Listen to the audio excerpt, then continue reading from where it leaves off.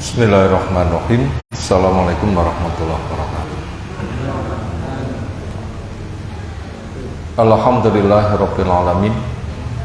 Walladzi arsala rasulahu bil huda wa dinil haq liyudhhirahu 'ala dini kulli wa kafa billahi syahida. Wa asyhadu an la ilaha illallah wahdahu la syarikalah wa asyhadu anna Muhammadan abduhu wa rasuluh. Allahumma shalli ala Muhammad wa ala alihi wa ashabihi wa man tabi'ahum bi ihsanin ila yaumiddin. Ya ayyuhalladzina amanu taqullaha haqqa tuqatih wa la tamutunna illa wa antum muslimun wa ba'du. Fa inna asdaqal hadisi kitabullah wa khairal hadyi hadi Muhammadin sallallahu alaihi wasallam. Syarrul umuri muhdatsatuha fa inna kulla muhdatsatin bid'ah wa kulla bid'atin dhalalah wa kulla dhalalatin finnar. Ayyuhal hadirun ikhwafidin azza wa ta'ala. Alhamdulillah, syukur kita haturkan semata untuk Allah Ta'ala yang teriring salawat salam semoga selalu terlimpah untuk Rasulullah Muhammad SAW. Poin pertama yang perlu kita sampaikan pada taklim di kesempatan kali ini tentunya seputar Ramadan. Pertama, kita bersyukur kepada Allah masih diberikan umur yang panjang. Buktinya kita masih hidup dan kita sedang menguasai dunia. Karena siapa yang pagi bangun pikirannya ceria, badannya sehat, punya jatah makan sehari. Apalagi kita puasa, sekarang kita nggak mikir makan. Maka siapa yang punya tiga itu, dunia berada di dalam genggamannya. Sehingga tugas kita tinggal bersyukur karena semua fasilitas sudah tersedia. Apa tugas kita? Bersyukur, menggunakan nikmat untuk meningkatkan ketaatan. Kita akan ditanya, summa latus alunna yauma idzin anin naim. Kemudian kamu nanti pasti ditanya untuk dihisab, mendapatkan balasan tentang nikmat yang Allah berikan. Ceriamu kamu gunakan bahagia untuk kepentingan apa? Apa ceria untuk cari ilmu, bahagia untuk mengamalkan ilmu, atau bahagia untuk mendakwahkan ilmu, atau bahagia untuk mensukseskan program keilmuan? Bila bahagia kepada kita seperti itu, seolah bahagia yang berpahala. Karena orang yang maksiat pun juga ada rasa bahagia, tetapi itu hasil hiasan setan yang itu nanti membuahkan celaka. Demikian juga sehat kita kamu gunakan untuk apa? Yang jelas kesempatan kali ini sehat kita gunakan untuk duduk di majelis ilmu. Insyaallah mulia sekali. Berikutnya tinggal mengamalkan ilmu, mendakwahkan ilmu, mendukung, mensukseskan ilmu. Insyaallah waktu kita manfaat. Apalagi kita sudah dekat kepada kematian. Tambah celak apa tambah tebih? Tambah celak nih. Kapan? Yang gitu kok. Ada cuma dirahasiakan supaya kita tuh siaga, supaya menaruh harap. Makanya persiapan, dan itu tanda orang yang cerdas. Sebagaimana pesan Nabi Sallam, al-kayyisu man dana nafsahu wa amila lima badal maut. Orang dikatakan cerdas, sinten?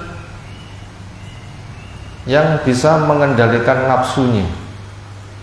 Semua perilaku itu dipikir untuk memudahkan hisab, dan kesempatannya digunakan persiapan bagaimana dia nanti hidup di alam kubur yang bahagia. Karena ada nikmat kubur, ada siksa kubur, dan itu gerbang akhirat.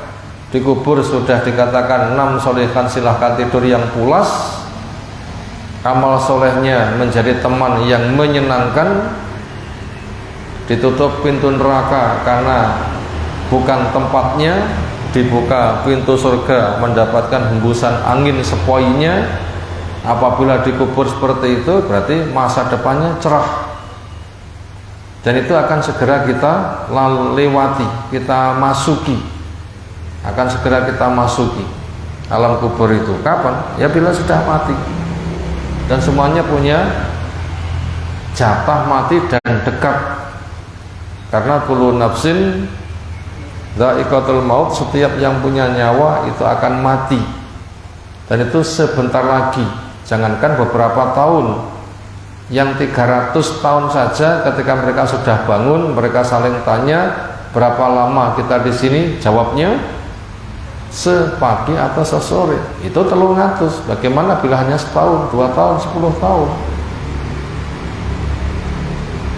Itu kita siapkan ke sana, termasuk kita mendapatkan sarana hidup yang cukup. Ini juga akan ditanya, itu semua kita gunakan untuk apa? Tentunya kita gunakan untuk memupuk bekal akhirat kita, karena dunia akan segera kita tinggalkan, dan kegiatan kita di dunia mengumpulkan bekal. Karena Allah Ta'ala berfirman, wa tazawwadu fa inna khairaz zati taqwa, carilah bekal, dan bekal yang paling bagus adalah ketakwaan, yaitu kemampuan mengendalikan nafsu, sehingga perkara yang mengarah kepada dosa ditinggalkan, perkara yang mengarah kepada ketaatan itu dikerjakan. Diawali dengan ilmunya, akidahnya, ibadahnya, pergaulannya, kerjanya.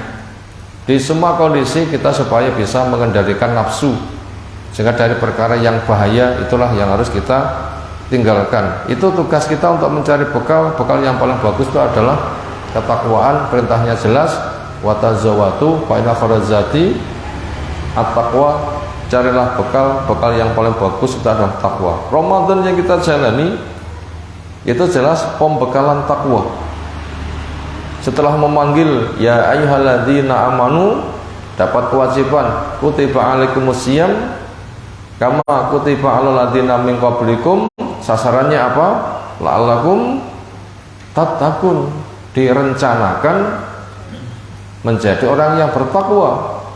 Karena puasa itu selalu pelatihan, takwa itu pengendalian, mengendalikan nafsu jangan sampai salah. Itu namanya takwa. Namanya puasa itu ngempet, sejalan kan, menuki oleh tapi aras-arasen. Nah, diupayakan untuk bisa dikerjakan. Yang gitu tuh tidak boleh, tapi kadang semangat, kendalikan.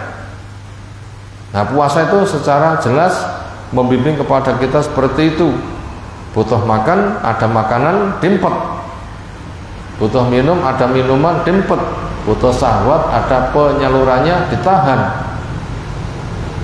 Itu pelatihan yang luar biasa, dan itu memberikan dampak perlindungan yang panjang, karena orang itu berada di dalam naungan amal solehnya, dan kita butuh dinaungi, dipayungi dengan waktu yang panjang, karena orang di padang mahsyar itu sangat lama, sangat lama. Nah, kita butuh payung yang bersifat terus, dan puasa itu memayungi terus, karena ibadah puasa itu ibadah yang berkelanjutan, tidak putus. Kalau kita sholat berapa jam? 10 menit selesai, dijeda dengan kegiatan. Zakat pun hanya sebatas menyerahkan, dijeda dengan kerja.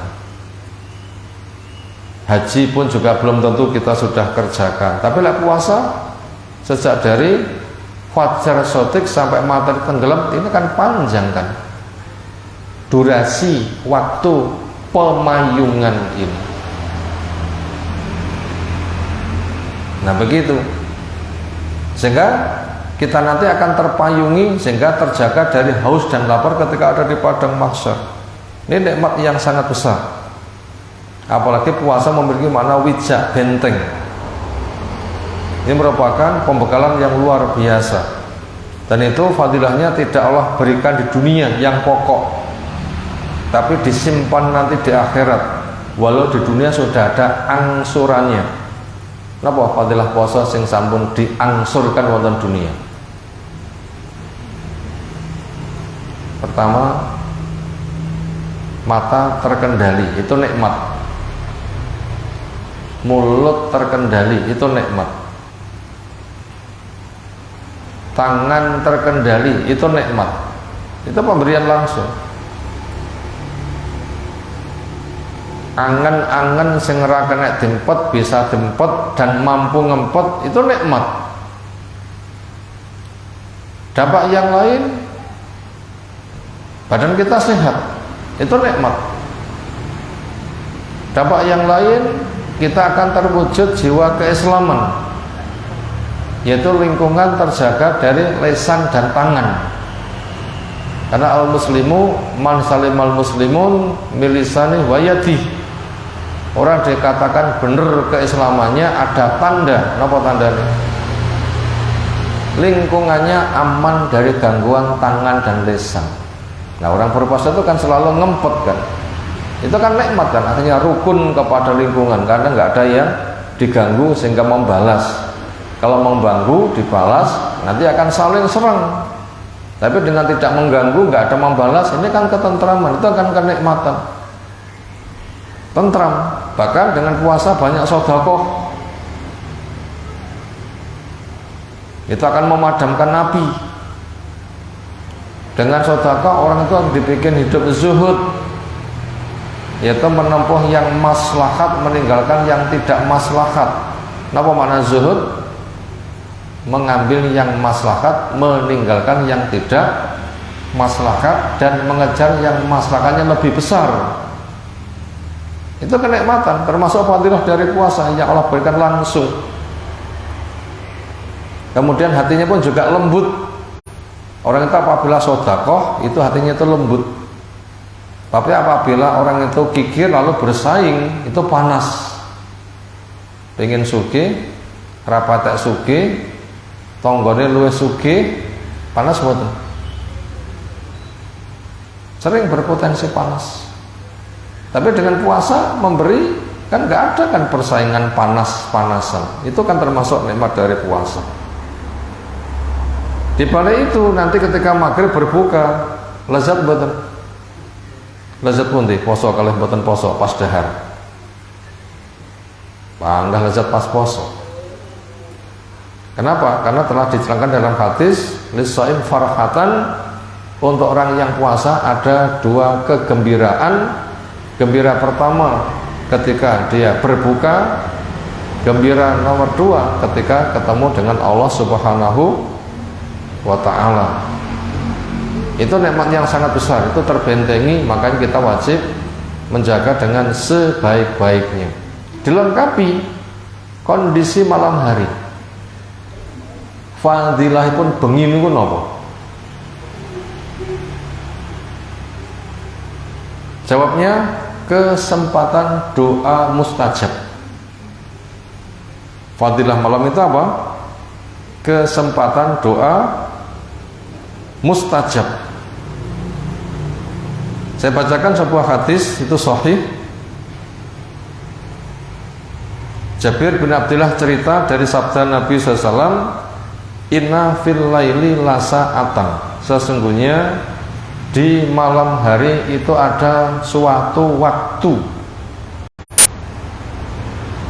la yuwafiquhu aw la yuwafiquha abdun muslimun, tidak barengi seorang hamba yang muslim, yas'alullaha ta'ala fiha, yang dia minta kepada Allah di waktu malam itu khairan, kebaikan, min amri dunya wal akhirah, entah perkara dunia maupun akhirat, illa a'tahu iyah, kecuali Allah akan memberikannya. Wa dzalika kullailatin, dan itu setiap malam. Ini fadilah malam. Apa fadilah malam? Ada satu waktu yang mustajab.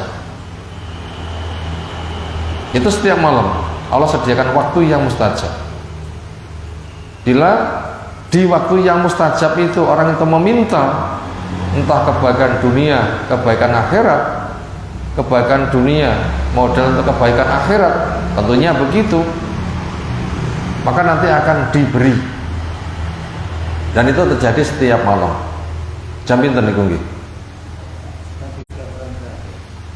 Andaikan dikatakan sepertiga malam yang terakhir, tetapi kita tidak bisa tiba-tiba saja berada di sepertiga malam yang terakhir. Dijalani dulu jam sekian, dilewati dulu jam sekian, lama-lama ketemu. Nah, untuk bisa ketemu ini kan butuh pengantar. Lek mboten dipun terne dugi mboten, ya nggak sampai. Makanya kebaikan diantarkan oleh kebaikan. Nggak bisa kebaikan diantarkan oleh keburukan. Pengen mendapatkan fadilah sepertiga malam yang akhir, ket awal malam sampai akhir malam maksiat terus, itu nanti dibikin tidak selera, tidak berhasrat, tidak tenanan, bahkan nggak bisa bangun. Kenapa? Karena kebaikan tidak bisa diantarkan kecuali oleh kebaikan. Juga pesan Nabi SAW, innallaha la yuharimu rizqa bidzambin yusibuh. Allah mengharamkan rezeki karena dosa yang ia perbuat, itu terhalang. Nah, itu tadi, apabila waktu mustajab di malam hari itu dikatakan pada sepertiga malam yang akhir, nah kita butuh menyadari bahwa untuk mendapatkan sepertiga itu butuh waktu yang dijalani, lewati dulu. Dan kebaikan itu bisa didapatkan ketika dihantarkan dengan kebaikan juga, karena keburukan tidak bisa menghasilkan kebaikan, keburukan ya keburukan. Itu makna pertama. Yang nomor dua, itu tidak sebatas dibatasi hanya sepertiga, ada waktu yang lain, ada waktu yang lain, entah itu awal, tengah atau apa. Lebih-lebih ketika Ramadan itu waktu malam itu malah ada waktu yang lebih istimewa lagi. Sebagaimana juga pesan Nabi Shallallahu Alaihi Wasallam berkaitan masalah itu ialah inna lillahi inda fitrin al utaqo wadhalika fi kulli lailatin. Sesungguhnya di sisi Allah Ta'ala ada hamba yang hendak dibebaskan ketika orang itu berfitri, dan itu terjadi setiap malam. Ketika seseorang itu berfitri, apa makna berfitri? Buko. Berfitri itu apa maknanya? Buko. Memang malam itu waktu fitri. Kenapa malam waktu fitri? Waktu makan, karena memang tidak puasa, walaupun tidak harus makan terus, tapi sakwaya-waya bila butuh makan boleh. Kenapa? Memang itu waktu fitri, waktu berbuka. Makanya pada malam hari, kapan itu? Sejak dari orang boleh berbuka sampai subuh, ini waktu pembebasan dari neraka. Dan itu terjadi setiap malam. Itu keistimewaan Ramadan. Makanya siang itu waktu pembentengan, malam itu waktu pembebasan. Maka supaya kita itu bisa dibebaskan neraka, siang hari pasang benteng, malam hari diputuskan.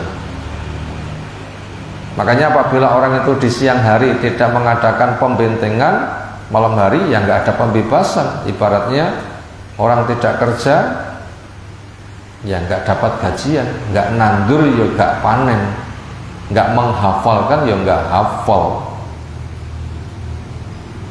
Dan bahasa yang lain yang kita bisa lanjutkan, ini kelebihan malam hari sepisah di bulan Ramadan, siang hari waktu pembentengan, malam hari waktu pembebasan, maka perbanyak doa. Kemudian doa itu ada berapa macam? Ada 2. Apa itu? Doa peribadatan dan doa permintaan. Doa peribadatan itu bentuknya melaksanakan ibadah yang telah ditetapkan tata caranya. Ketika orang itu mengerjakan terdorong besarnya fadilah, akhirnya dia melaksanakan, itu namanya doa peribadatan. Contoh, tiang sing sholat niku niatane ngibadah napa niatane pun donga? Tiang sing sholat niatane pun ibadah. Itu nanti akan menjadi doa apa enggak? Itu tinggal pendorongnya.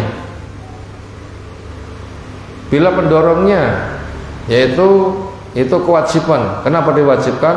Karena fadilahnya besar. Lah enggak besar enggak diwajibkan. Saking gede ini diwajibkan. Saking gede ini lah enggak bekerja itu diancam. Kenapa? Saking besarnya kasih sayang Allah. Misalnya pun ngeten, ada orang itu ndak nyangoni, rene tak sangoni, lek ra gelem nampa tak sangoni tak jewer. Kita nanti nampa dereng. Badhe disangoni lek ra nampa dijewer, nanti nampa dereng. Sing wonten napa? Ojo panggah nyuwun sangu, lek panggah nyuwun sangu tak jewer, ngoten nggih gitu. Itu namanya ancaman.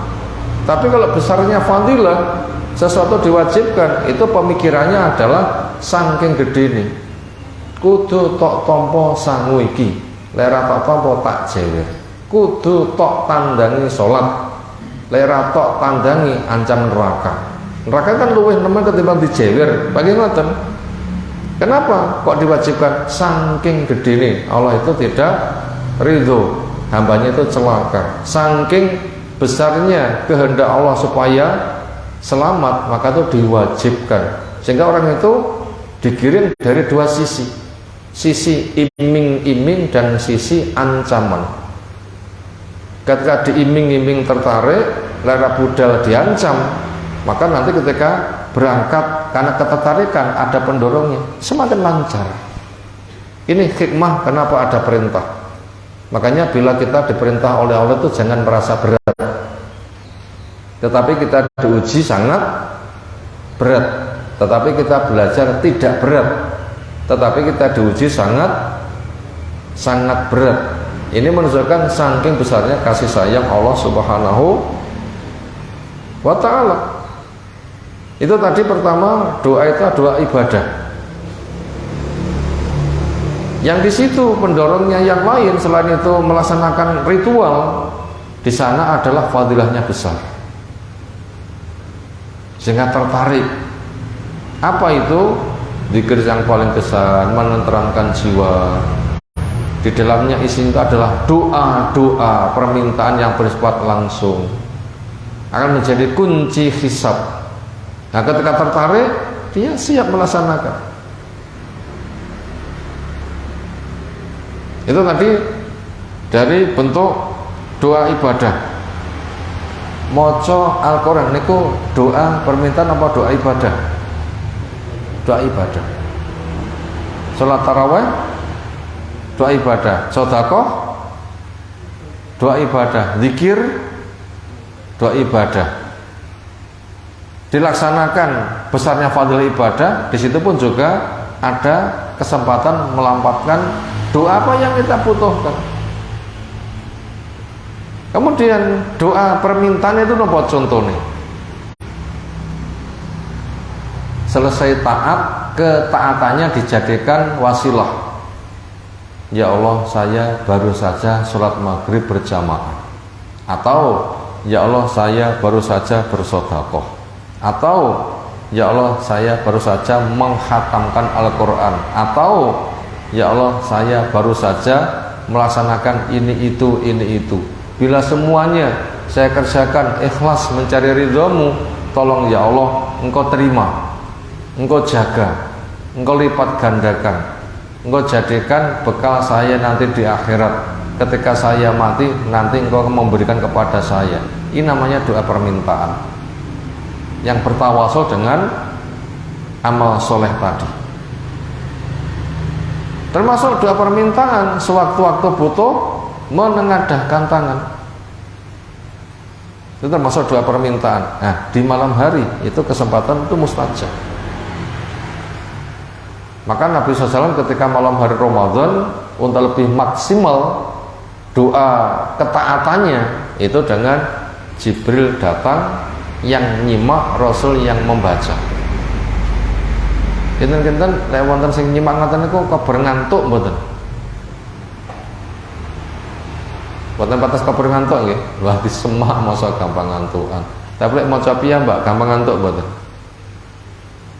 Ndak semangat itu gampang ngantuk. Ini hikmah membaca bareng. Sekira memungkinkan itu bagus. Tapi andaikan juga membaca sendiri juga disilahkan. Karena semisal Imam Syafi'i itu tidak diceritakan membaca, ada yang nyimak. Kenapa? Ya butuh membaca cepat untuk murojaah, mengulang bacaan, mengulang pemahaman, menjaga ilmu. Sampai satu Ramadan Imam Syafi'i niku khatam ping swidak. Sedina khatam pindho. Sak jam niku 4 juz. 7 jam setengah 30 juz. 15 jam swidak juz, 2 kali khatam. Nah kita sami sanggup mboten gitu-gitu. Imam Syafi'i niku pun hafal, menguasai bahasa Arab, pun menjelajahi tafsirnya.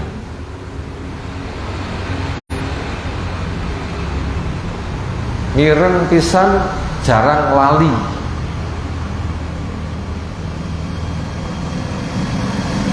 Itu sebatas mengulang itu cepat. Nek maca seret ngoten. Makanya 1 juz per 4 jam itu biasa. Lek kita sami 1 juz pinten menit. Setengah jam lumayan cepat. 45 menit standar. Bacaan pun alon-alon 1 jam. Itu termasuk doa ibadah. Biasanya banyak fadilah, ia kerjakan. Ini yang dikerjakan Nabi SAW supaya semangat seperti itu. Lebih istimewa lagi ketika masuk di 10 hari yang akhir.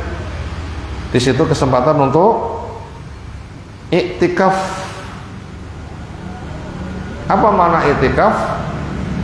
Menahan diri tidak keluar di masjid untuk memperbanyak ketaatan.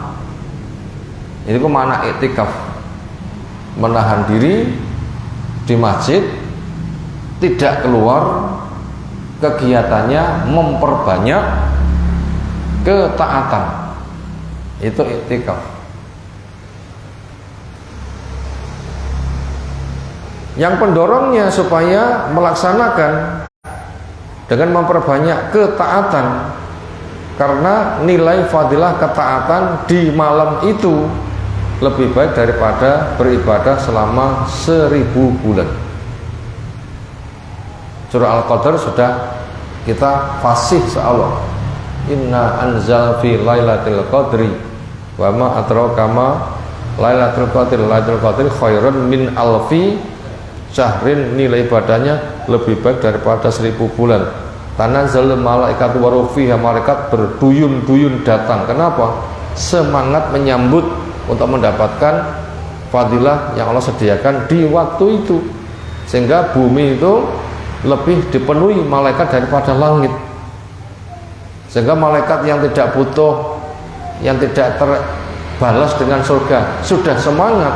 Yang manusia itu butuh selamat neraka, butuh masuk surga, harus lebih semangat. Ibaratnya sing sampun kenyang saja cek semangat makan, sing luwe semangat pundi? Sing wis wareke cek semangat makan, sing luwe semangat.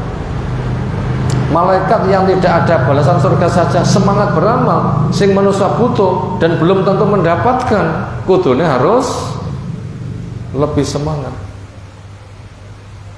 Kinten-kinten tiyang sing itikaf wonten masjid mboten mancing nika mungkin ngurangi rezeki mboten?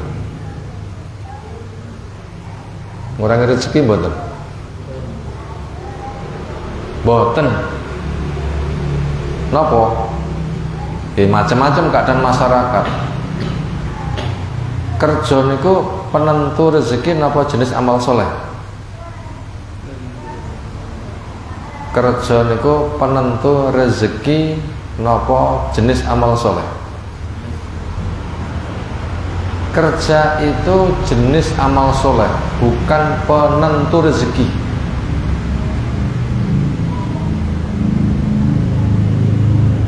Kenapa? Cukup banyak orang tidak kerja ternyata juga cukup. Apa yang didapatkan seseorang dengan kerja atas gede pundi? Nuwun sewu, kita sakmenika sehat. Ini hasil berobat napa Allah paring kesehatan. Nah, sakmenika kita sehat. Niki sebabnya kita berobat napa Allah paring kesehatan. Allah paring kesehatan. Reganipun sihat niku pinten? Ra kenek diitung. Jenengan arek kala nate gerah, nate telas yatra pinten?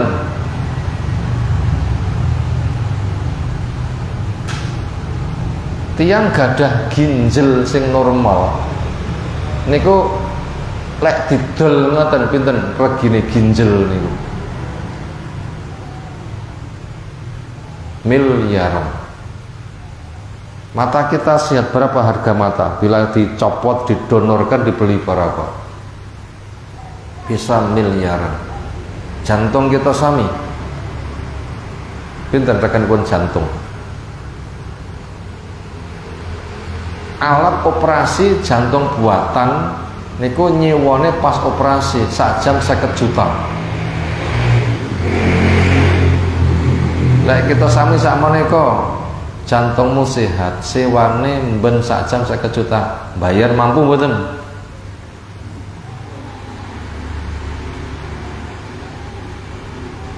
Sepuluh jam setengah miliar, 20 jam 1 miliar. Sedina bayar pinten? Banyak. Dan semuanya itu kita nggak keluar dana. Ini menunjukkan kita belum berusaha, rezeki itu sudah melimpah. Kita belum pernah menyehatkan jantung, kita sudah diberi kesehatan. Ketika kita tuh sedang sakit,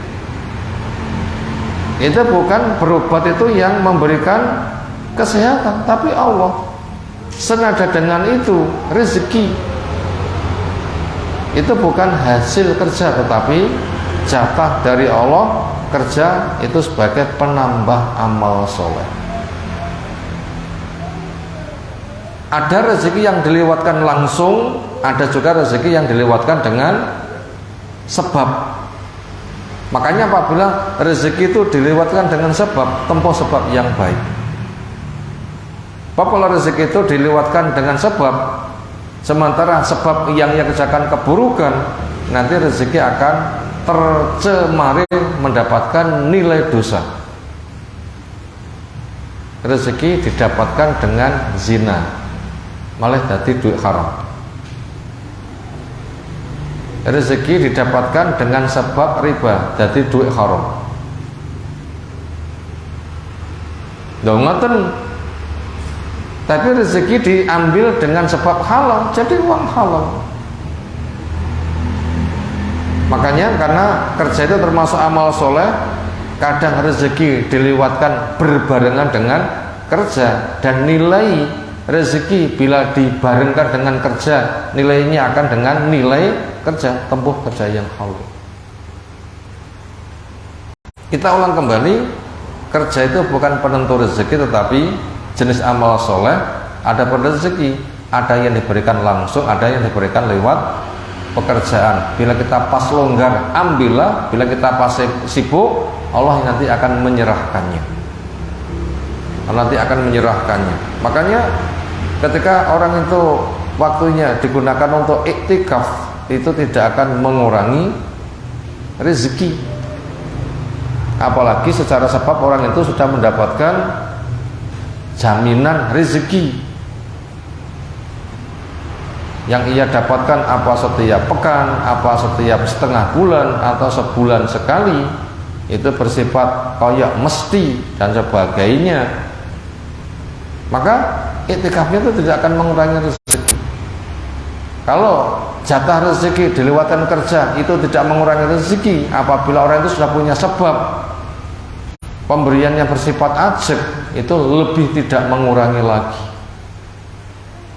Makanya diupayakan kita yang diberikan waktu yang longgar, kita gunakan untuk mengejar kebaikan malam yang nilainya lebih baik daripada 1000 bulan, dengan cara iktikaf, menahan diri di masjid, tidak keluar, memperbanyak ketaatan.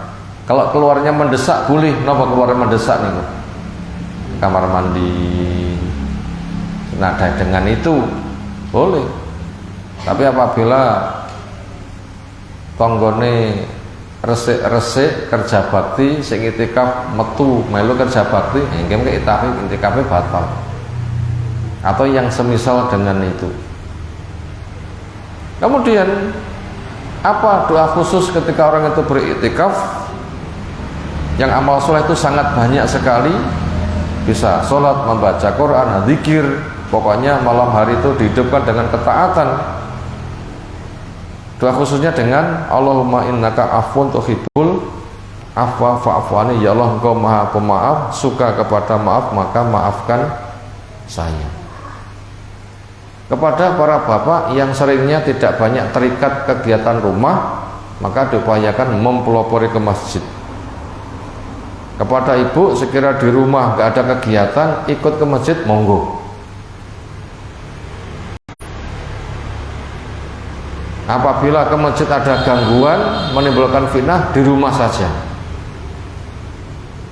Atau masih banyak anak-anak butuh untuk diurus, gak mungkin dibawa ke masjid, nanti malah bahaya, di rumah saja. Kira-kira buat mereka yang di rumah saja, sementara secara niat pingin mendapatkan fadilah, betul? Dapat.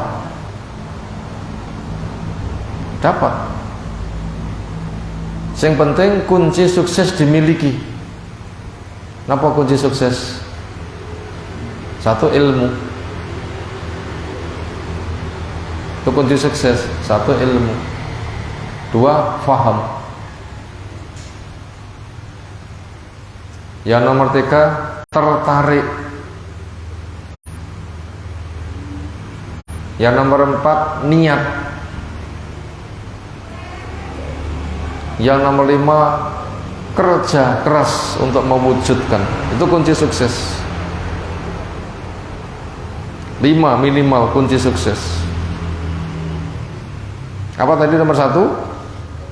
Ilmu. Makanya kita supaya selalu belajar biar tahu wacana. Nomor 2, faham. Walaupun duduk di majelis ilmu, walaupun sambil tertidur, itu tetap berpahala. Tetapi apabila faham, itu lebih gede pahalanya. Yang kedua, faham. Nomor 3, tertarik. Kita saged mboten ndadosne ati mesti cocok ngoten. Menjadikan hati kita mesti tertarik dari apa yang kita baca. Saged mboten? Gak bisa. Biasanya tiang jamaah niku rumangsa diwajibne menawi mboten tandang mendapatkan ancaman napa tertarik gedene fadilah, biasanya kang pundi? Biasanya rumangsa diwajib nih lera tandan mendapatkan ancaman. Jarang tiang sing berjamaah niku semangat gara-gara tertarik fadilahnya. Makanya apabila kita membaca paham kok tertarik, ini luar biasa. Dan itu sahabat itu punya. Bila saya berperang lalu saya nanti mati, saya dimana di surga, ya Allah, semua mangate janpol. Dia mengatakan saya mencium bau surga di lembah ini. Sehingga mboten wonten tiyang sing dideni pira mawon musuh sasak. Jan mboten wedi mati blas niku. Kita sami sakit buat ngoten niku. Berat. Kalau Allah nggak memberi, kita tidak bisa. Makanya minta, Allahumma anfa'na bima 'allamtana wa 'allimna ma yanfa'una warzuqna ilman yanfa'una. Ya Allah, beri saya manfaat dari ilmu yang Kau ajarkan ini. Apa bentuk manfaatnya? Ada iming-iming kemudian tertarik.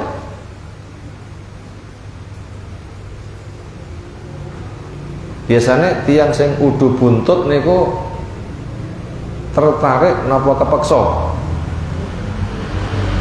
Ayo tiyang sing udu buntut napa niku udu buntut niku nggih. Wonten mriki wonten sing udu buntut mboten? Perjudian. Maisir. Niku biasanya tertarik fadilah napa kepeksa? Tertarik. Aku ngetokne duit 1000 entuk 1 miliar. Semangat. Selembar, 2 lembar, 3 lembar. Misalnya. Semangat. Muga-muga entuk berdosan, muga-muga entuk berdosan bagi ngoten niku bahasane.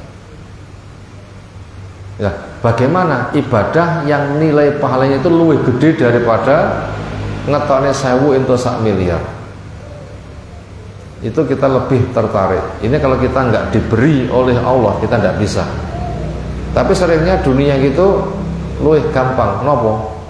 Basa Jawane nggih ketok moto ngoten lho nggih. Langsung kena dirasane, gampang tertarik. Tapi kalau ibadah dengan iming-iming surga nggak gampang. Itulah keimanan. Kita nggak bisa membuat kayak begitu. Maka kita minta, Allahumma habib liyal iman wa zayyinhu fi qalbi. Ya Allah, bikin saya cinta kepada iman dan hiaskan indah. Makanya secara sebab ya kita cari ilmu, paham, berdoa, latihan. Nanti Allah akan membuat rasa cinta itu. Karena apa?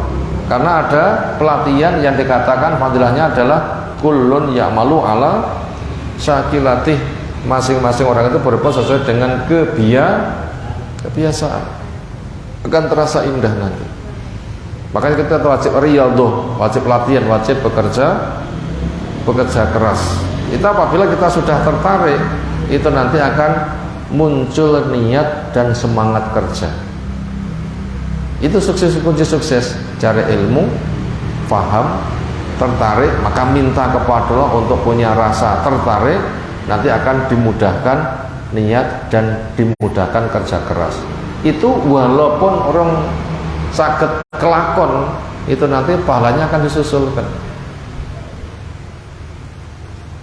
Pahalanya itu akan disusulkan.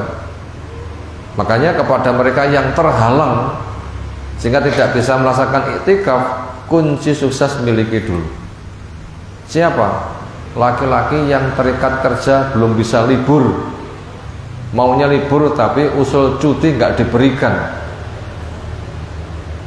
Itu nanti bisa memupuk kunci sukses tadi. Atau ibu-ibu yang rata-rata di rumah banyak pekerjaan tidak bisa ditinggalkan, pupuk kunci sukses. Walau kenyataannya belum tanda, tetapi ilmu punya, pemahaman punya, tertarik punya, niat punya, cuma nggak bisa mewujudkan, nanti akan disusulkan. Karena dikatakan almar'u ma'aman ahabba, orang akan dibersamakan dengan yang dicintainya. Katakan saja lau, andai Nanti akan disusul kan. Andai saya mampu seperti itu, saya akan kerjakan. Itu murahnya Allah Subhanahu wa taala. Maka yang paling utama itu adalah mampu atau bukan mampunya, tetapi punya niat atau tidak punya niat. Makanya dikatakan pekerjaan yang paling sulit niku napa? Penggawean kang paling abot niku napa? Niat. Kenapa? Karena berkait dengan tertarik atau tidak tertarik. Mboten tertarik, muncul niat mboten. Loh, gak iso. Aku ora butuh kok. Makanya berat niat itu. Kalau tidak percaya, fadilah salat jamaah niku gede banget. Pinten tiyang sing meraih fadilah niku? Masjidipun bek. Bek mboten masjidipun. Masyarakat tahu nggak kira-kira? Loh, tahu, tapi kenapa kok nggak tertarik? Kok nggak ngebeki? Tahu, tapi kenapa nggak ngebeki? Nggak ada rasa tertarik. Ini mahal rasa ini. Ini pemberian dari Allah. Allah berikan ada rasa tertarik, Allah cabut, kita nggak bisa membuat ganti. Makanya bila kita tuh ada rasa tertarik kepada kebaikan, jaga. Belum ada, usahakan, latihan, minta. Ada, jaga. Itu mahal. Itu mahal. Betul-betul mahal itu. Dan kita wajib untuk mengupayakan. Berikutnya, ketika Ramadan habis, orang bekerja keras di 10 hari terakhir dengan iktikaf, fadilahnya supaya mendapatkan sebuah nilai pahala besar yang ketika ibadah dikerjakan di kala itu berbarengan dengan turunnya fadilah Lailatul Qadar, nilainya lebih baik daripada 1000 bulan. Niku kinten-kinten yang sing iktikaf niku podo-podo menjumpai sebuah malam sing pahala diturunkan, mungkin nilai pahala sami mboten. Di mana letak pembedanya? Waktunya sama, iktikaf yo bareng, tapi pahala kok nggak sama. Di mana? Pertama, letak keikhlasan. Kedua, kesunahan. Yang ketiga, nilai amal. Yang keempat, durasi waktu. Nah begitu. Berarti keikhlasan diperhatikan, kesunahan diperhatikan, nilai amal diperhatikan, durasi waktu diperhatikan. Podo-podo ngamal tapi mboten ikhlas, nilai beda. Podo-podo ngamal ikhlas ning cara tidak sesuai dengan sunnah, nilai beda. Podo-podo ngamal tetapi nilai amal berbeda, nilai juga berbeda. Podo-podo ngamal, durasi waktu berbeda, nilai juga berbeda. Makanya kita menggali potensi, berikan semaksimal mungkin. Misalnya pun si A cedil sodakoe mek 1000, si B dermawan sodakoe 10.000. Ketika sodakoh sama-sama di waktu turunnya fadilah Lailatul Qadar, sami mboten nilai pahalanya. 1000 ping 1000 wulan sitae 10.000 ping 10 ping 1000 wulan. 1000 ping 1000 wulan 10.000 ping 1000 wulan. Sama enggak totalnya? Itu berbeda. Makanya kita perbanyak. Sing sitok membaca Al-Qur'an berjuz-juz, sing sitok ra kuat ngempot malih sak juz nglili. Podo-podo waktu diturunkannya Lailatul Qadar, sama nilai pahalanya?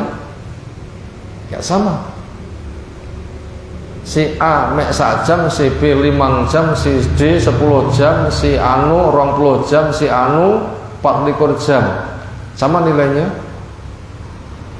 Enggak sama. Maka daripada itu, nilai besar atau kecil ini memang Allah membatasi atau kemampuan kita yang terbatas. kemampuan kita yang terbatas. Allah niku menawi paring stok dipun parengni nyoh sinemu pira njipuk dhewe. Enek sing njipuk mek sak gegem, enek sing mek ndulit tok, wonten sing ngadhen damel karung. Allah niku mboten nate kikir. Bahkan ada kalau tiang njipuk sak kathah-kathahipun, Allah tasih nambahi malih 10 kali, 700 kali sampai kelipatan yang nggak bisa dihitung. Nah begitu. Makanya apabila seseorang nanti di akhirat yang ia dapatkan itu kok kecil, bukannya Allah itu kikir, tetapi wong kuwi sing rapatek butuh. Lah tak cepake godange sakmono kian, awakmu mek njipuk sak gegem ya wis. Lah pomo soton njipuk kabeh tok njipuk kabeh ya oleh kok. Lah nyapa wong njipuke mek sak gegem. Kan ngoten. Kinten-kinten lek wonten tiang dum-duman dhuwit kae enek dhuwit teko sak tronton dibuka lawangi. Niki kinten kita mengke njipuk sak lembar napa golek sak.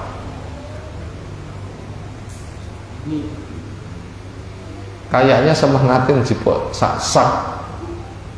kemulih sokne balik malih ngoten kira-kira. Tapi napa lek pahala kok meh njipuk sak gegem ora golek karung. Disitulah letak ibadah, letak iman ada di situ. Ada iman semangat, nggak ada iman ya menjipuk sak gegem. Ada iman semangat jamaah, nggak ada iman aras-arasen, gitu kan? Bukannya Allah itu kikir, tapi manusia itu yang gak patek butuh kepada pemberian Allah. Makanya kita ulang kembali, pekerjaan yang paling berat itu apa? Niat. Karena ada unsur butuh atau tidak butuh, dan itu manusia nggak bisa untuk memastikan. Misalnya belajar, memahami, berdoa, latihan dan menjaga, dan itu semua itu butuh kerja keras, butuh kerja keras. Kemudian berkaitan masalah hari raya, bahagia kita di hari raya itu bukan kepada benda dunianya, tapi bahagia kita di hari raya yaitu ritual agamanya. Hakikat yang sing hari raya niku nopo? Sandangan baru, jajan akeh, nopo ibadahnya? Hakikat hari raya. Hakikat hari raya itu adalah ibadah, bukan baju baru, jajan sak pirang-pirang. Makanya bahagia kita itu supaya dengan ibadahnya. Apa itu? Berangkat mandi dulu. Yang kedua, pilih baju terbaik walaupun bukan baru. Berangkat makan dulu walaupun 3 suapan misal. Kemudian ketika berangkat, doa dulu dengan bismillah tawakkaltu ala Allah la haula wala quwata illa billah, dijaga, dicukupi. Sepanjang jalan perbanyak takbir, itu sebagai syukurnya. Rumangsa marem posone iso diselesaikan. Lalu selama di tanah lapang menunggu perbanyak takbir sebagai bentuk ungkapan syukurnya. Lalu sholat, lalu khutbah.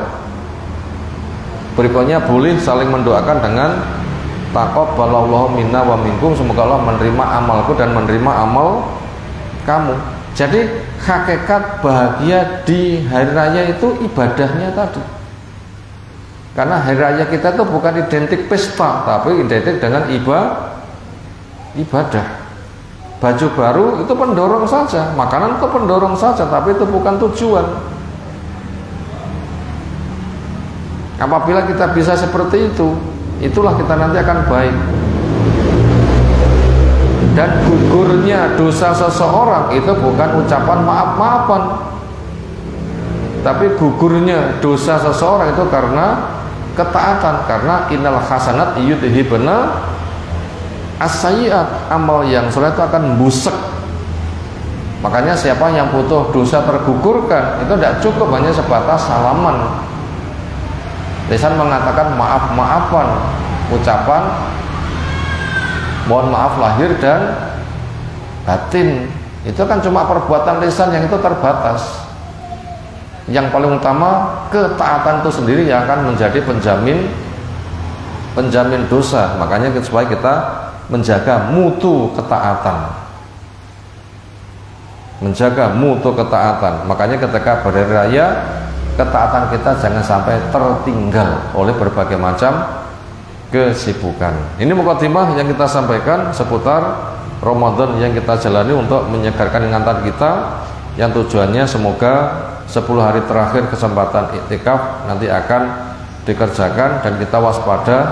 Sering terjadi hura-hura ketika ada di hari raya, itu cukup menjadi masalah yang harus kita perhatikan. Nah, sebelum masuk kepada materi pokok, ada tanggapan dulu, disilahkan.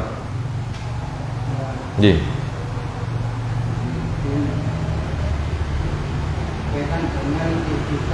Ji.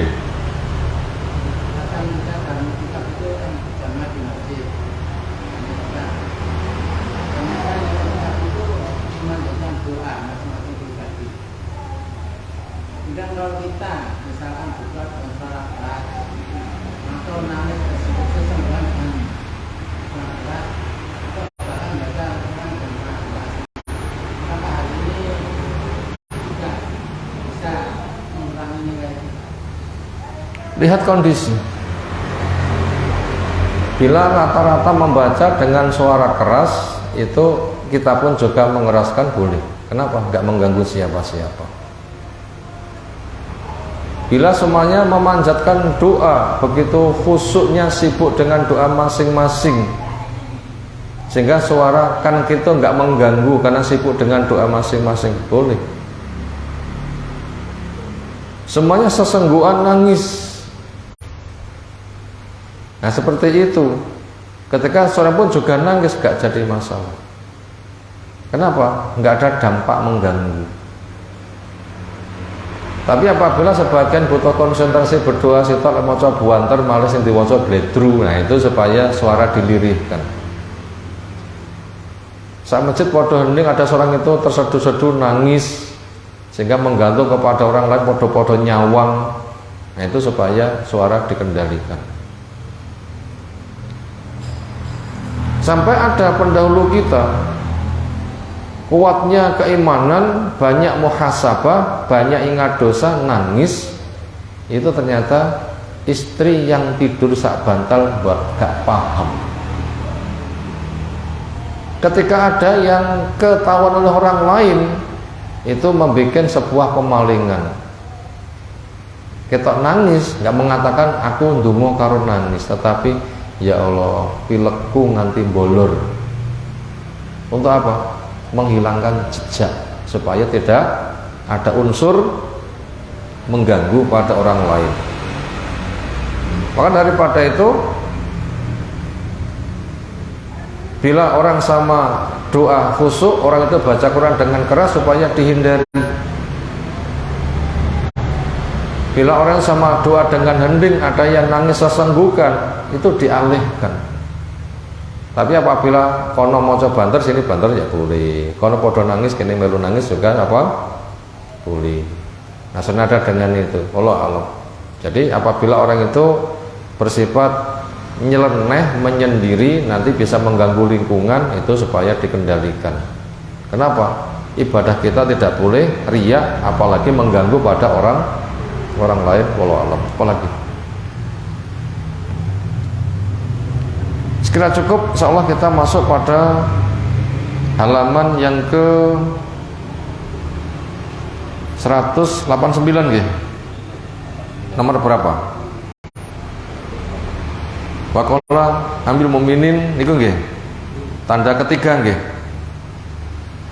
Masih kelanjutan wasiat ulama tempo dulu untuk waspada dan mewaspadakan akan dampak dari orang yang memproduk kebid'ahan, di mana agama ini telah sempurna, Tugas manusia memahami dengan metode yang benar, mengamalkan, mendakwahkan, enggak nambah, tidak mengurangi. Karena mengurangi atau nambah itu nanti akan merusak agama. Makanya sikap ulama tempo dulu itu adalah secara pribadi waspada, ketika bergaul mewaspadakan.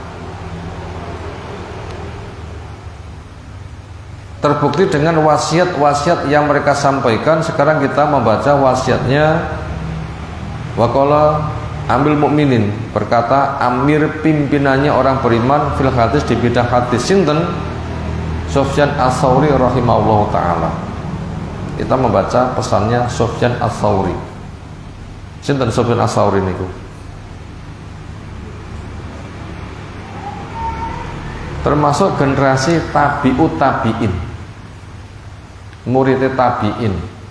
Kata sahabat niku muridnya Nabi, tabi'in niku muridnya sahabat, tabi'ut tabi'in niku muridnya tabi'in. Dan 3 generasi di atas itu dijamin baik.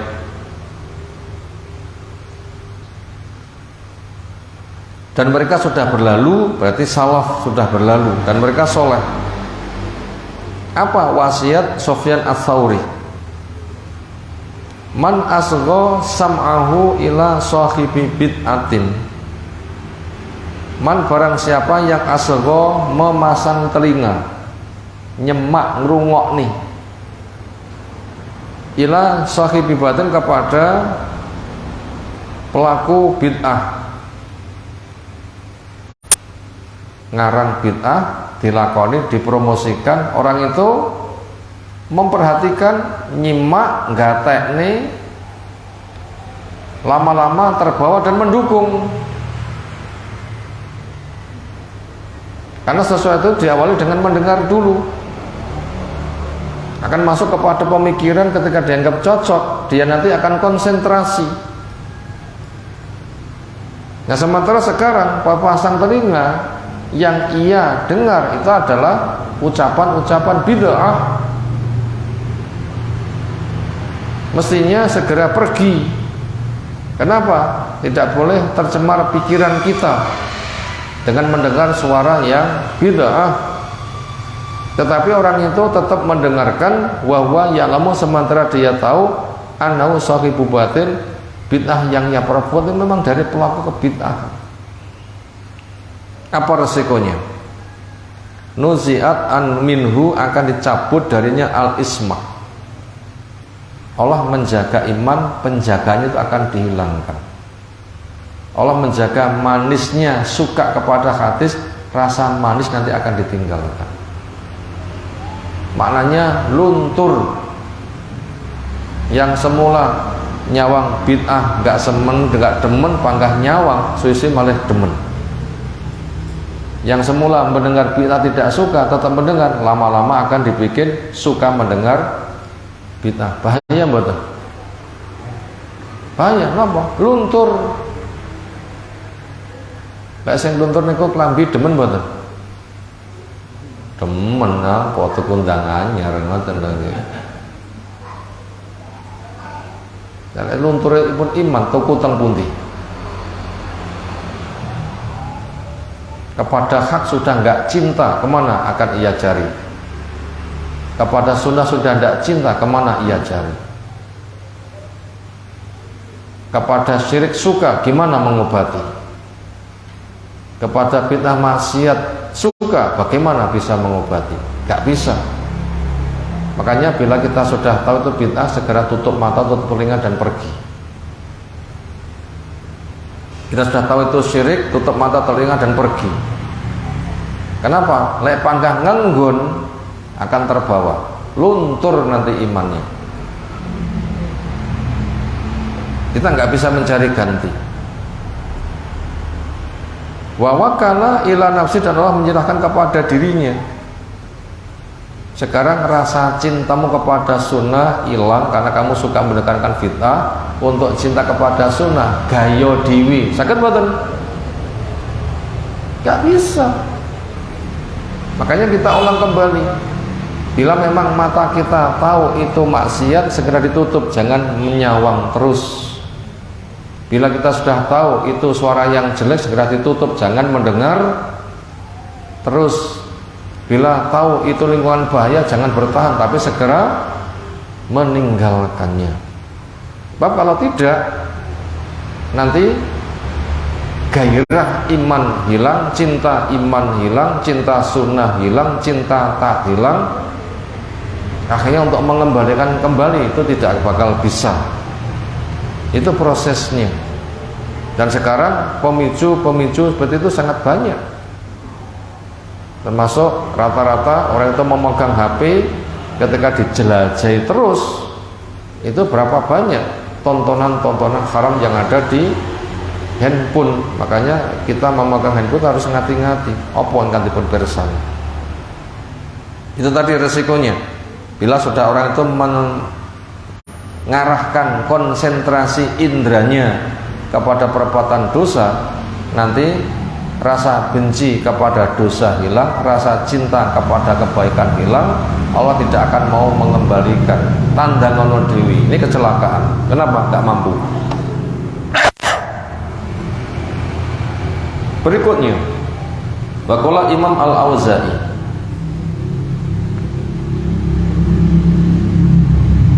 ini juga termasuk generasi tabi'ut tabi'in, rahimahullah ta'ala,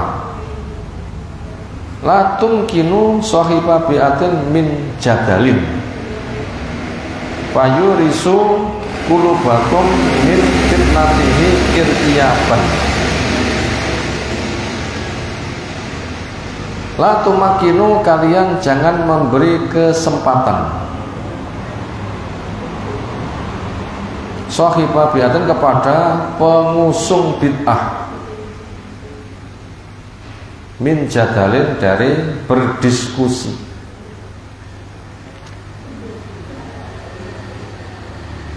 berdebat, tukar pikiran.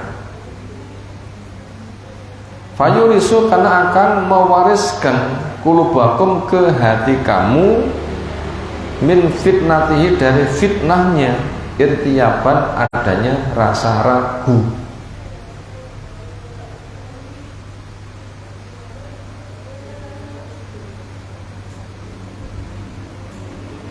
Nah, begitu. Untuk memudahkan pemahaman, segala sesuatu itu ada dampaknya enggak? Mlebu teng pandai besi berubah terus mesti ambune sangit pakai ngoten, nyedek-nyedek panas, enek geni mlete, nemplek nyas utawa bajone bolong. Nah, bila mata kita juga suka melihat, mendengar, lisan kita suka berdiskusi, akan kena pengaruh dia.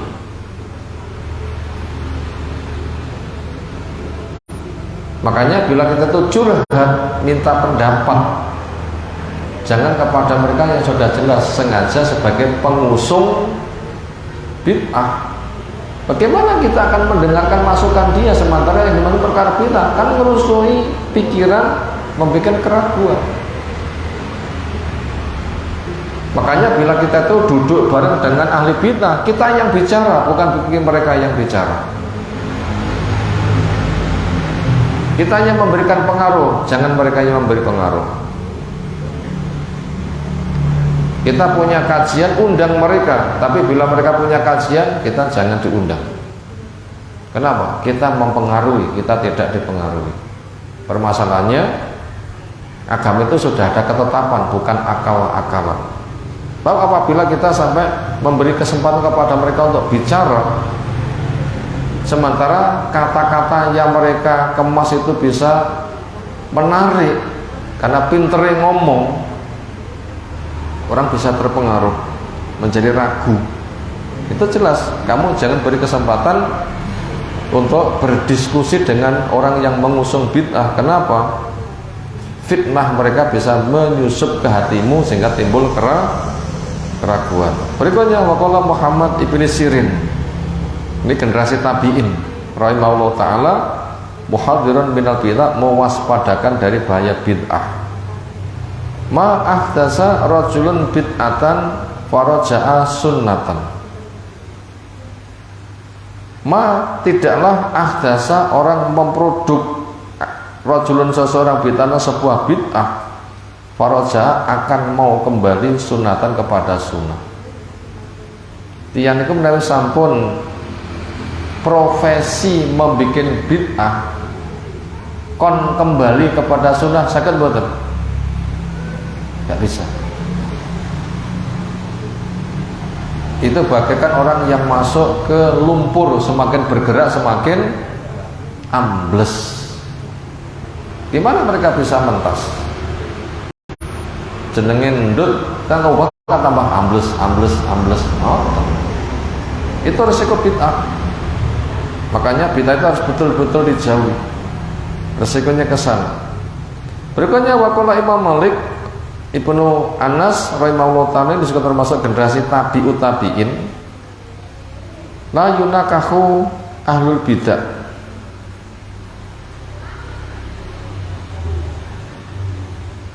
tidak boleh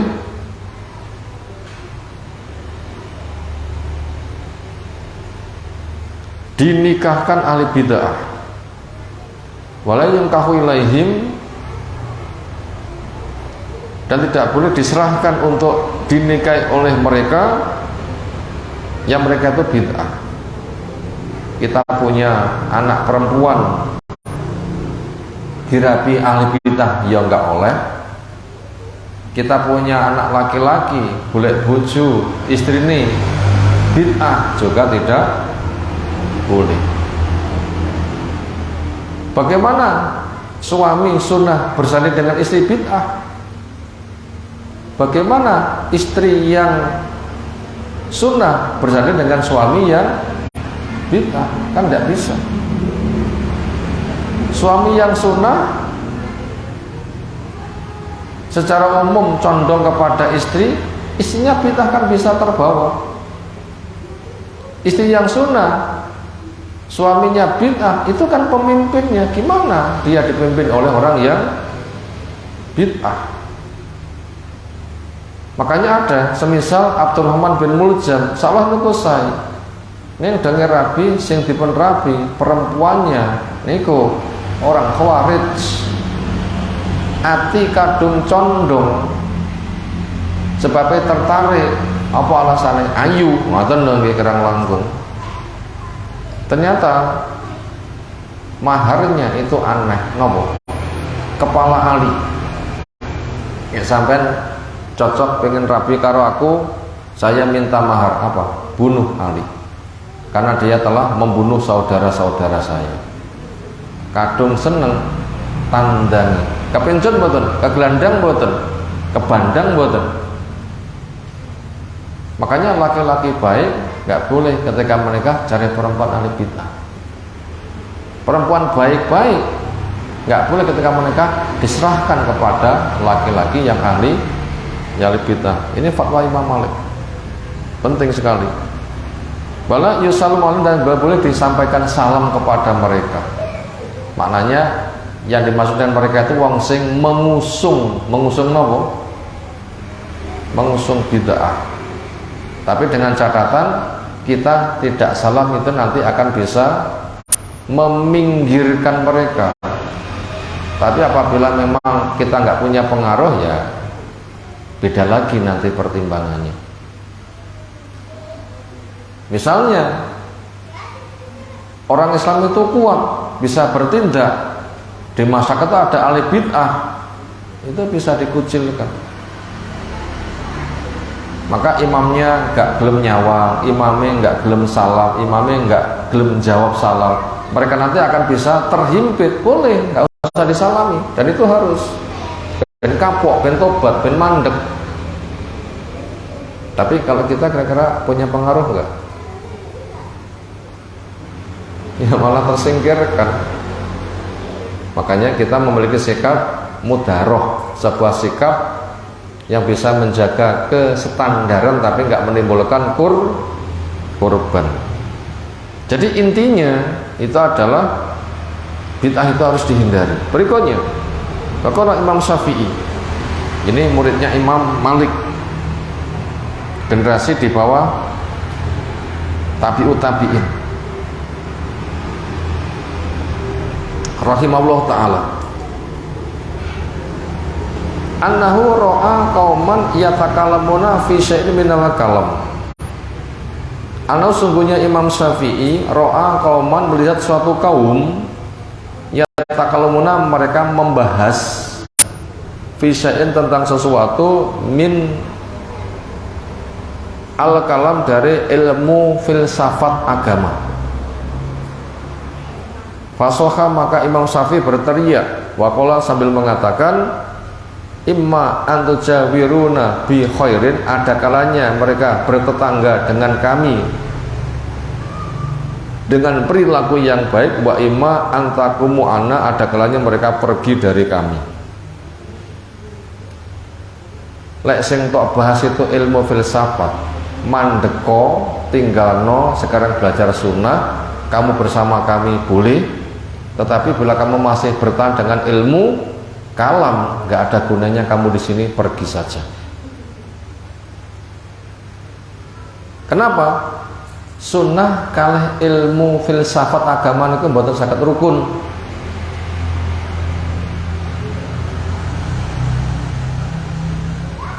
Madu kalih racun rukun mboten? Susu kalih racun rukun mboten? Susu sak gelas dituangi racun sak cc rukun mboten? Sing menang racunnya napa susune?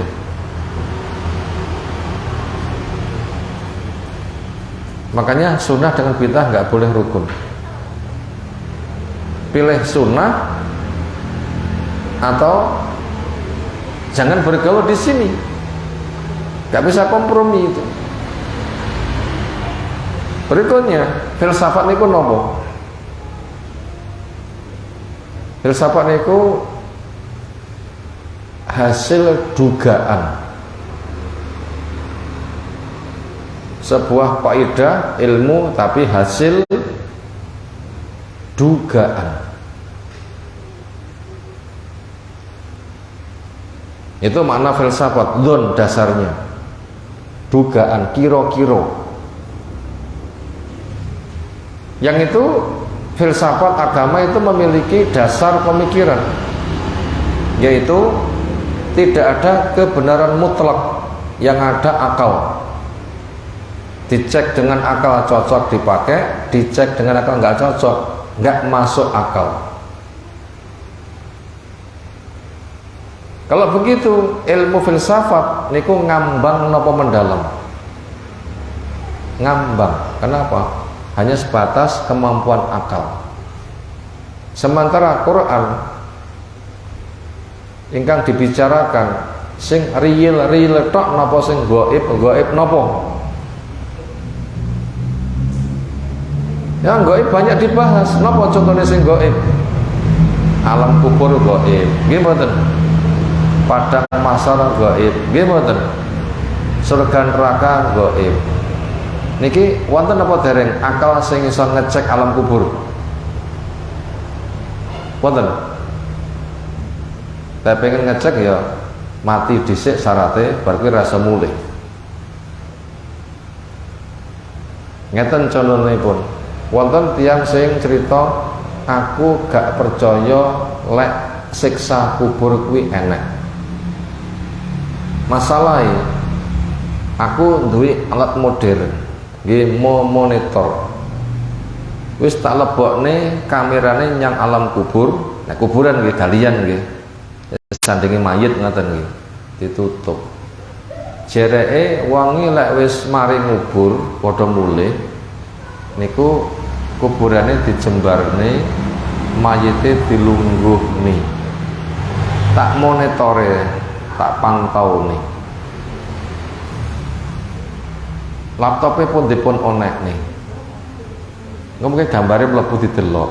Wow, sekarang kuburannya tambah ombo, kayak malaikatnya teko, kayak dilungguh nih, ditakoni man rabbuka. Wonten minatore badhe wonten tontonan ngoten niku. Kok panggah rambut to gambare? Jadi wong mulih ki dilungguh nih. Kok panggah enek, panggah peteng ae. Penasaran dipun dudah, enggak ada gejala dilibarne dilungguhne. Wong ya panggah kaya ngono, menyimpulkan oh berarti nikmat kubur, siksa kubur kuwi gak enek, tak praktekne gak enek. Niki cara pemikiran filsafat. Akal-akalan mboten. Kita sambil lek ngadepi tiyang ngoten terus putih cari pun jawab. Tanya, sing tok cek kuwi alam kubur apa galian tanah nek area kuburan? Napa sing dicek? Area tanah, galian tanah di area kuburan. Apa itu alam kubur? Bukan. Lek sampean pengen ngecek alam kubur enek syarate. Sing tak cek kae nyawane copot saiki nyawamu copoten dhisik kek ngetutno nggawa piranti. Engko siaran langsung. Awakmu nek alam kubur, aku nek alam nyata, engko critakno. Saged ngoten niku? Lek saged dhek mengke ngecek rasa mulih nyapa bablas melu mati iso. Tiyang wonten alam kubur saged menggunakan piranti ngeten iki? Ya wonten saged. Itulah kedangkalan ilmu filsafat.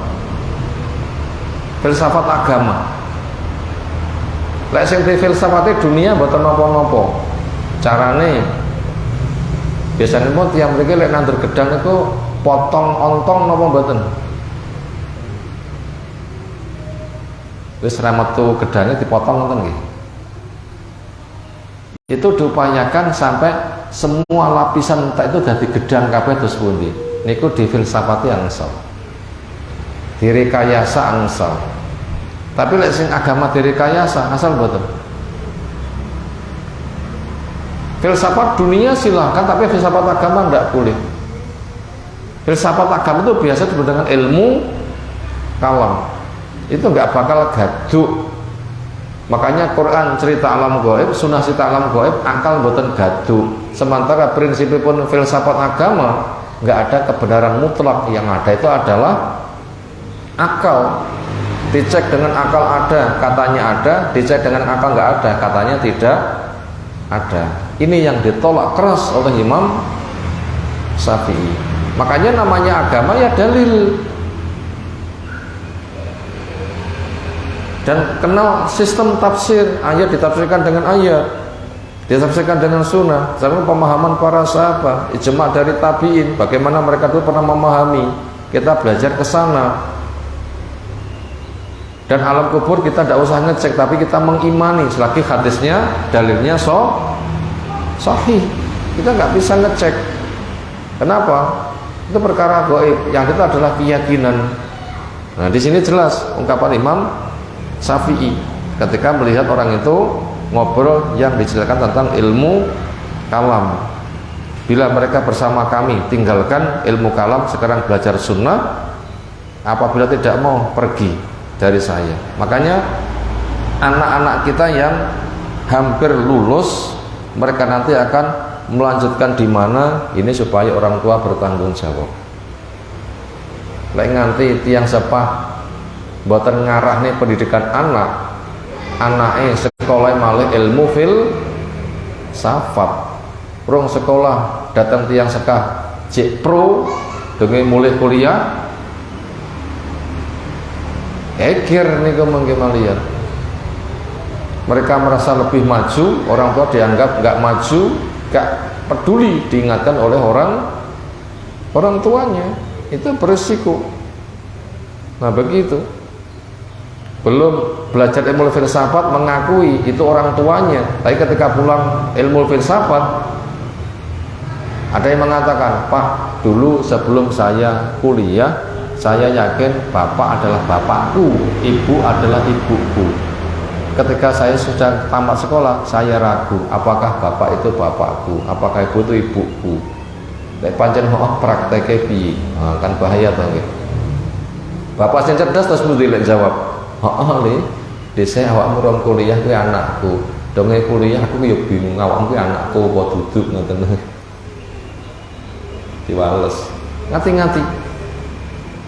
Makanya jangan terbawa kepada sarjana agama. Kuliah sebatas mek golek gelar. Sarjana ekonomi atau sarjana apalah. Nah begitu. Kenapa? Itu nanti bisa merusak, betul-betul merusak. Makanya hari-hari ini kan hari-hari anak sekolah ada yang hampir tamat, ada yang mau melanjutkan. Kemana mereka melanjutkan? Orang tua supaya ngecek betul, maka supaya dipilihkan kepada sekolah yang sunnah. Makanya orang tua jangan mengejar target kepada anak berijazah kena golek duit. Bahaya niku mengke. Silahkan berijazah tetapi sekolahnya sing api. Programnya apa? Programnya tahu menjunjung tinggi agama ini. Ilmu dengan manhaj yang benar, akidah tauhid, amal sunnah, hidup berdakwah. Memang yang paling banyak dibutuhkan sekarang ini adalah membenahi masyarakat akan keagamaannya. Dan masalah duit ngoten niku mungkin Allah memberikan jaminan. Bukan fakir yang dikhawatirkan, tapi yang dikhawatirkan dibentangkan dunia masih berlomba, yang kadang agama dikorbankan sebatas untuk mencari dunia. Itu tadi beberapa fatwa yang kita kaji kesempatan pagi hari ini. Untuk wasit-wasit berikutnya insyaallah kita kaji waktu depan. Semoga apa yang telah kita pelajari Allah berikan ilmu bermanfaat untuk kita semuanya. Ada tanggapan dulu, disilahkan.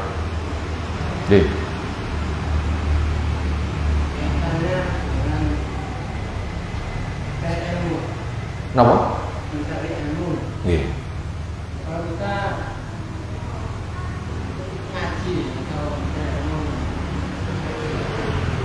yang diajarkan itu tentang ilmu sunnah,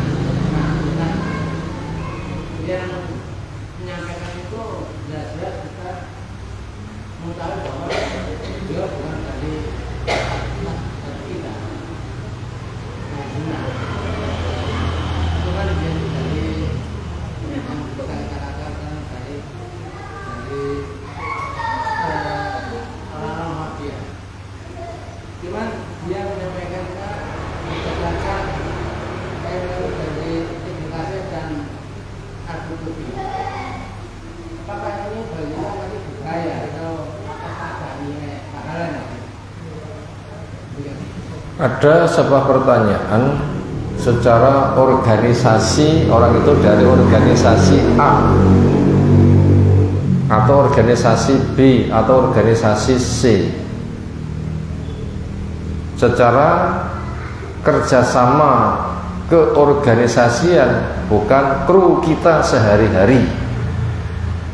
Lalu ketika mereka mengadakan kajian tafsir, lalu merujuknya itu ke Ibnu Katsir, tafsir Qurtubi, apakah kita masih boleh untuk taklim bersama mereka? Boleh. Kenapa? Yang menjadi tolak ukur itu bukan organisasi A, B, C atau D, tetapi apa?